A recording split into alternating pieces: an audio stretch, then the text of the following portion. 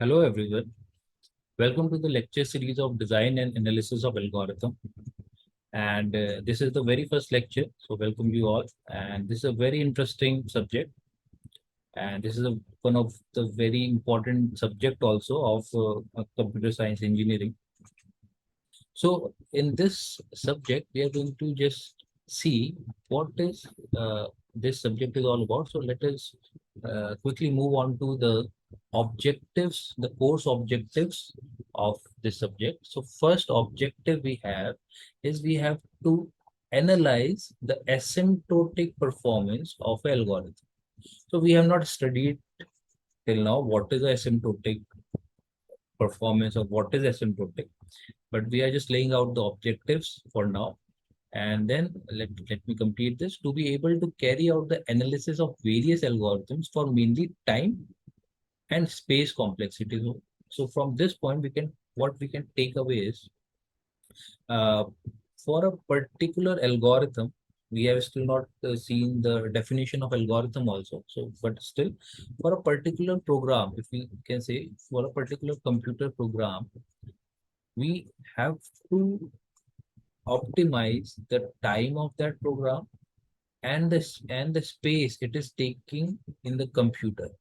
We have to optimize these two things. So for that, we have to analyze the asymptotic performance of that particular program. The second point is we have to demonstrate a familiarity with major algorithms and data structure. So what data structure we have studied till now? We have studied arrays, we have studied queues, we have studied linked lists, okay, and we have studied stack. Like this, we have studied various data structure in our data structure course of computer science and engineering. So this course, generally the design analysis of algorithm comes in third year. So in this course, we will study some other data structures also. What other data structure we can study? We will study something called as Fibonacci heap. We will study something called as binomial heap. We will study something called as red black tree. So these are the some of the new data structure we are going to study in this course. And then we'll see why we are using these data structure. The third objective is apply important algorithmic design paradigms and methods. Okay, so there are various methods. So for example, you must have heard something called as divide and conquer.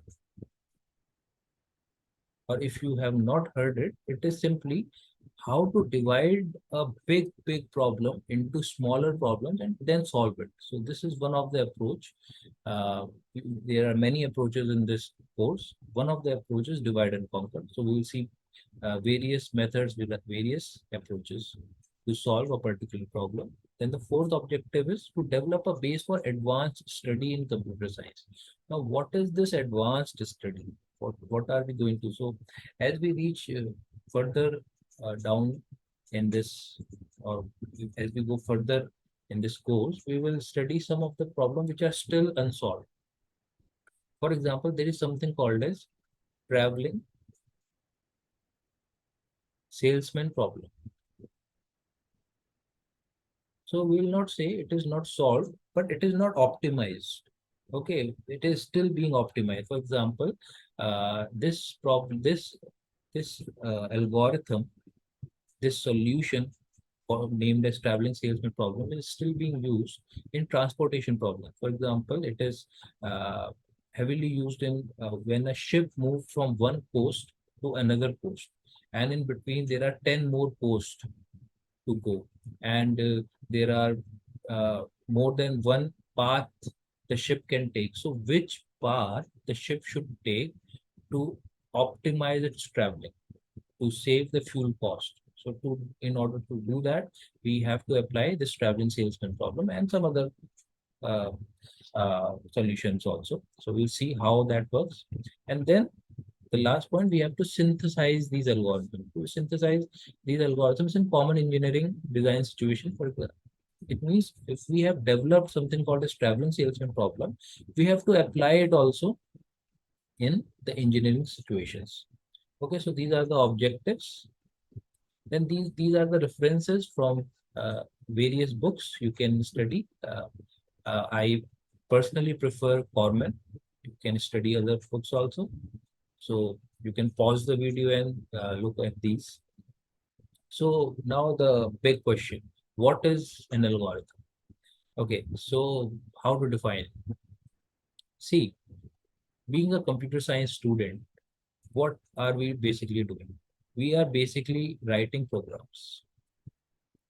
This is all we are doing, writing programs.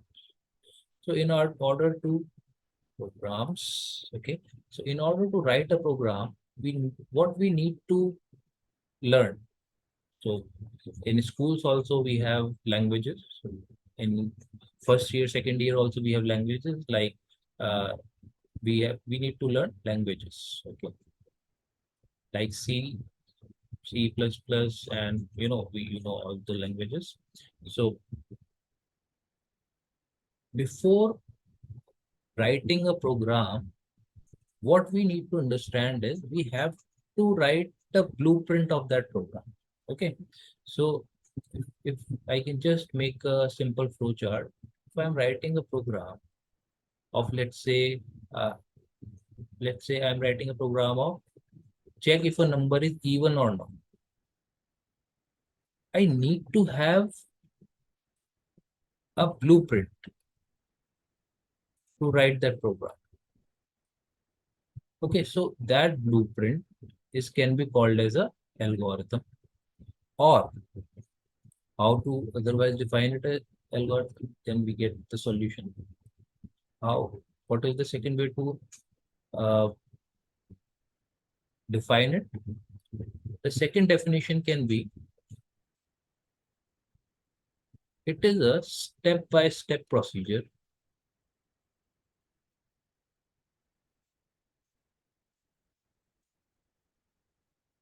to write a program.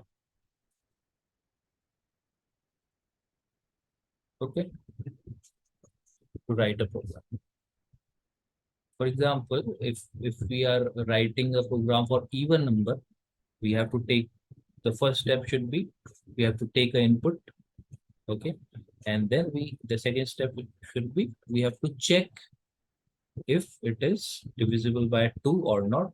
If it is divisible by 2, then it is even, otherwise it is odd. So we have to solve problem in a certain way, in a certain manner, to get the best output. Now what features will define the best output?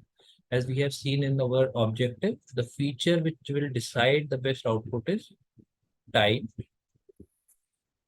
and space. How much time it is taking? The best algorithm is it is going to take the lowest time. The algorithm which is going to take the lowest time is the best algorithm, and the lowest space in memory is the best algorithm. Okay. So if we define it slightly furthermore, we can define it like this also. An algorithm is any well-defined computational procedure that takes some value. It takes some input and produces some output. It is taking some input and producing some output. That is an algorithm. Okay. An algorithm is just a sequence of computational steps that transforms the input into output. So that is a third way of defining it. So we are inputting something in our program, and we are getting a output, one output or a multiple output. So we have seen this, we can see this in these uh, diagram also. Okay. So we will design, we will analyze, we will implement, we will experiment, and we will continue to optimize it till it is not further optimized. Okay.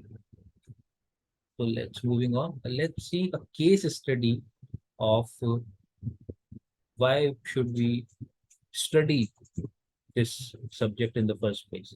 So the first case study I have taken is a dictionary. So we all have seen the dictionary in our hand. So when I want to search a word, so for example, I want to search a word. Now, Also, we have two approaches to search a word. The first approach is linear search, and I want to search the word zebra. Okay. So what linear search, it is a particular algorithm.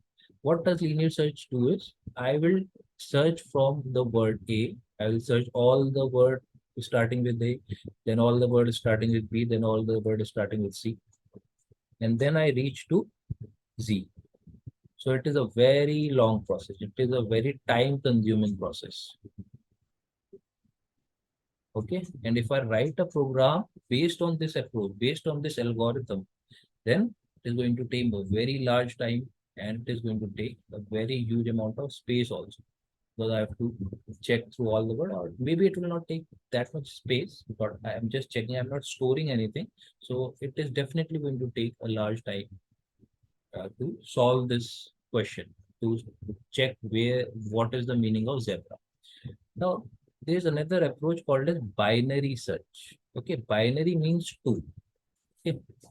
So what this approach does is, it when we open the dictionary, we will go right down the middle. If there are 26 alphabets, I'll go down 13 alphabets. Okay, I'll open the dictionary in half, and then I know it is going to be in the second half. If this is the first half, this is the second half. I will go to the second half immediately. So immediately the problem is divided into half, and then I'll go further half. Let's say 6 and 7. Now I know the Z part is going to be at the last, because the dictionary is well arranged from A to Z, it is not randomly arranged. And then, like this, I can break my problem in very small point, and here I can find it. So please understand, I'm writing a program to find a word. So I have to find an approach which can be implemented in a computer language. So if we do the binary search, then I can divide my problem into two parts. Okay. There's another case study called as Google Map. Now, Google Map uses algo. It it does not use a single algo, but it uses a very important algorithm is uses it uses ditch cluster. Sorry, let me write it again.